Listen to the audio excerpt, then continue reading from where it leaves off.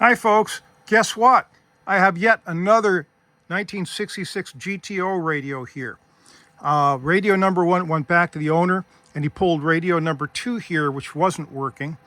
So we've done is gone into it and we verified there definitely was an issue. And again, first thing that popped up was the radio itself was pulling about almost 2 to 3 amps right over here on the power supply. So we checked the bias pot, and the bias pot was dirty. I wound up adjusting it up and down a little bit, and by doing that, it broke the dirt off it, and I dialed it back into the proper voltage, the 1.4 volts on the collector of the audio transistor, and boom, here we go. Okay, I've got the signal generator running. That's 1.560 kilohertz, and you can hear we've got audio. That's about as high as that'll go there. But again, that's 31 microvolts, and that's what we were doing before, and that's just about what we were seeing. If we go all the way down to the bottom end now, let's run that down. Let's go to the middle somewhere. Let's go down about, right about there, 1.10. Let's try this again.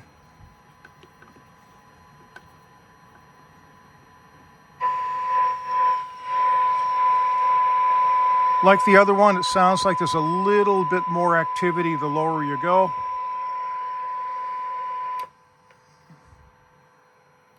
Yep, yeah, went a little low there. Let's go to 530 kilocycles. That's going to be the bottom end of the band. There we go.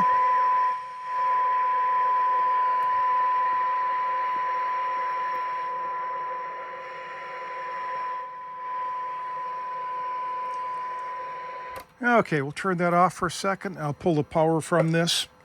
It actually works as is. You have the electronics flow chart where it says, does it work? Yes, stop. So it's working. We're going to leave it well alone here.